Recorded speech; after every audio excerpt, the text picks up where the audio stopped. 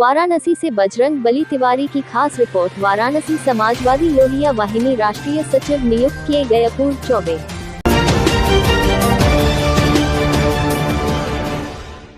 माननीय पूर्व मुख्यमंत्री अखिलेश यादव के निर्देशानुसार प्रदीप के द्वारा नियुक्त हुए अपूर्व चौबे। इस अवसर पर ग्राम सभा के लोगों में खुशी देखने को मिली। उक्त मौके पर उपस्थित कई गणमान्य ग्रामीण लोगों द्वारा बधाई व अपूर्व चौबे के उज्जवल भविष्य की कामना की गई, जिसमें मुख्य रूप से हरिहर चौबे पूर्व सदस्य माध्यमिक शिक्षा सेवा चयन बोर्ड, डॉक्टर जितेंद्र यादव पूर्व विधानसभा अध्यक्ष अजगरा वाराणसी समाजवादी पार्टी, हरिनारायण चौबे ग्राम प्रधान चौबेपुर खुर्द, डॉक्टर संजय सिंह, संतोष यादव, ब्रजेश चौबे, अंकित पटेल, ऋषिकेश चौबे, मोनू गुप्ता व कई गणमान्य जन ग्राम सभा के मौजूद रहे। परिचय बताएं। मैं अपूर्व चौबे समाजवादी लोहिया वाहिनी के राष्ट्रीय सचिव चौबेपुर खुर्द सोलापुर वाराणसी का हूँ। आपको सपा के द्वारा किस पद पर नियुक्ति की गई है? मुझे माननीय श्री अखिलेश यादव जी द्वारा उनके निर्देश पे आदरणीय श्री प्रदीप जी द्वारा राष्ट्रीय सचिव पद पर नियुक्ति किया गया है, उनके निर्देश पे। आगे आप किस तरह की सपा सरकार अगर आती है तो किस तरह से कार्य करेंगे और जनता के बीच में किस तरह से उतरेंगे? हमारा मेन कार्य में मुद्दा है बेरोजगारी हटाना, महंगाई कम करना और इंफ्रास्ट्रक्चर डेवलपमेंट कराना। वर्तमान में जो सरकार है वह किस तरह से कार्य कर रही है? वर्तमान की सरकार कोई काम नहीं कर रही है, लोगों को बरगला रही है, इनका धरातल में कोई काम नहीं है, ये महंगाई बढ़ा रहे हैं और कोई काम नहीं कर रहे हैं। 2022 में अगर आपकी सरकार आती है तो जनता के बीच में किस तरह से कार्य करेंगे आप लोग? 2022 में हमारी सरकार बनेगी तो हमारा प्रमुख मुद्दा होगा महिलाओं के लिए सुरक्षा, युवाओं के लिए रोजगार और आधुनिकीकरण करना।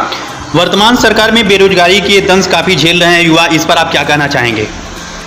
वर्तमान सरकार में कोई परीक्षा नहीं हो रही है, जिसकी वजह से युवाओं को आगे चल के डिग्री लेने में दिक्कत हो रही है।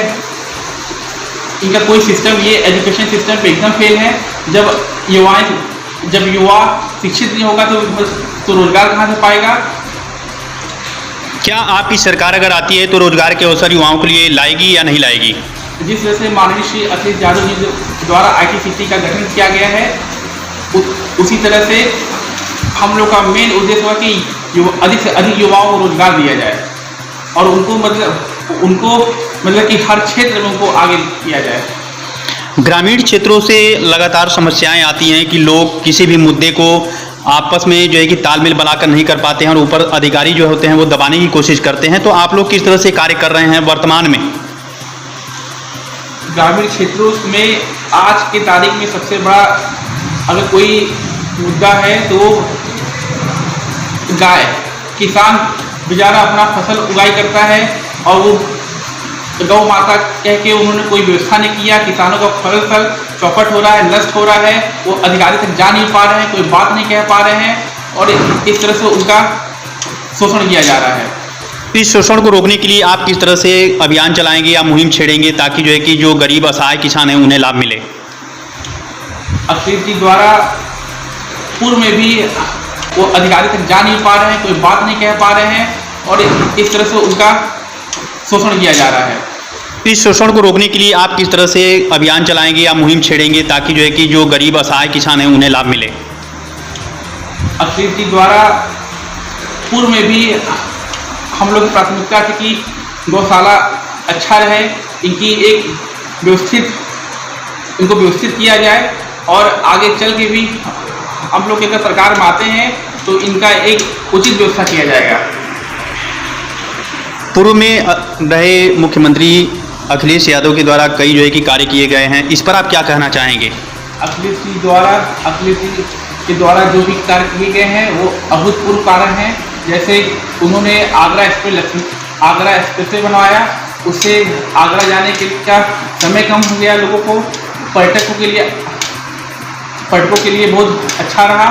उन्होंने महिला सुरक्षा के लिए 1090 का गठन किया, पुलिस मुख्यालय बनाया, ऐसा पुलिस मुख्यालय बनाया कि वो एशिया में आज एक स्थान प्राप्त करता है। उन्होंने हाईकोर्ट की बिल्डिंग लखनऊ में बनाई, उन्होंने ITCT बनाया, बच्चों के लिए इंटरनेशनल क्रिकेट एकेडमी का गठन किया। उन्होंने इकाना स्पोर्ट्स सिटी का गठन किया। शिक्षा के क्षेत्र में किस तरह से कार्य किया गया है? अखिलेश जी द्वारा जो भी लैपटॉप वितरण किए गए, 18 लाख लैपटॉप वितरण किए गए, उससे जिस बच्चों का सपना था कि उनको लैपटॉप मिले, मतलब उनका सपना हुआ करता था कि उनको लैपटॉप मिले, आज उनको लैपटॉप मिला। तो उन्होंने जितनी तकनीकी चीज़ हुई उसका पठन पाठन किया, उसको सार्थक चीज़ों में उसका इस्तेमाल किया और वो बच्चे शिक्षित हुए और मतलब उनको रोजगार मिला। अगर 2022 में सपा की सरकार आती है तो शिक्षा, बेरोजगारी व महिलाओं के ऊपर हो रहे उत्पीड़न को लेकर के किस तरह से आवाज़ उठाया जाएगा? हमारी सरकार में 1090 का गठन किया गया और महिलाओं को के उत्पीड़न के लिए हम लोग प्रमुख तौर पे हम लोग अचेत है और हम लोग मतलब कि हमारी सरकार ने महिलाओं को प्राथमिकता दिया और हम लोग आगे भी चल के उनके ऊपर जो भी घरेलू उत्पीड़न होते हैं उसके लिए एक कमेटी बनाएंगे और महिलाओं के को अधिक से अधिक सुरक्षा देने का काम करेंगे। बहुत बहुत धन्यवाद आपका हमारे साथ जुड़ने के लिए। परिचय बताएं। मैं डॉक्टर जितेंद्र यादव, पूर्व विधानसभा अध्यक्ष समाजवादी पार्टी अजरा विधानसभा। समाजवादी पार्टी में लगातार टीम का गठन किया जा रहा है, इस पर आप क्या कहना चाहेंगे? समाजवादी पार्टी में कार्यकर्ताओं की इतनी लंबी इस समय भीड़ हो रही है, उसका मुख्य कारण है भारतीय जनता पार्टी से पूरे समाज का, पूरे उत्तर प्रदेश की जनता का, पूरे देश की जनता की जो नाराजगी है, जो उनसे, उनके क्रियाकलाप से देश की जनता नाराज है, नौजवान नाराज हैं। बेरोजगारी का आलम यह है कि भविष्य लोगों का अंधकारमय है। इस वजह से सारे लोग टूट करके समाजवादी पार्टी में माननीय अखिलेश यादव में लोगों का यह विश्वास हो रहा है कि हम लोगों का भविष्य वहीं पे सुरक्षित है। इसलिए समाजवादी पार्टी में लोग आने का काम कर रहे हैं और उनको उचित सम्मान देने के उद्देश्य से उनको पार्टी में जगह दिया जाए। वर्तमान में सरकार है वह किस तरह से धरातल पर कार्य कर रही है, इस पर आप क्या कहना चाहेंगे?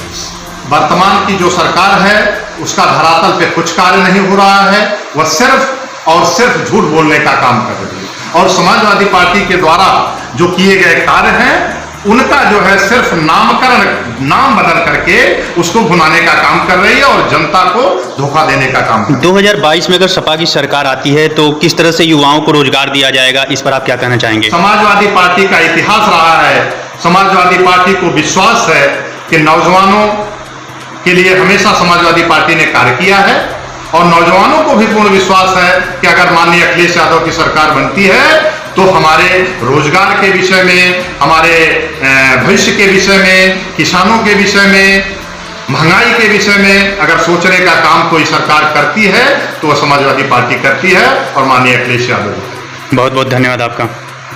हम लोगों के बीच में जो समाजवादी पार्टी लोहिया वाहिनी जो फ्रंटल का मुख्य संगठन है उसके जो है जो राष्ट्रीय सचिव बनाए गए हैं श्रद्धेय श्री अपूर्व चौबे जी, जो हम लोगों के राजनीति के मार्गदर्शक डॉक्टर हरिहर चौबे जी के सुपुत्र हैं, उनको माननीय अखिलेश यादव जी ने उन पर विश्वास करके और ग्रामीण क्षेत्र में समाजवादी पार्टी को मजबूत करने के लिए जो उनको जिम्मेदारी देने का काम किया है। आज हमारे गांव के सारे वरिष्ठ लोग बैठे हैं, इस गांव सभा के ग्राम प्रधान बैठे हैं।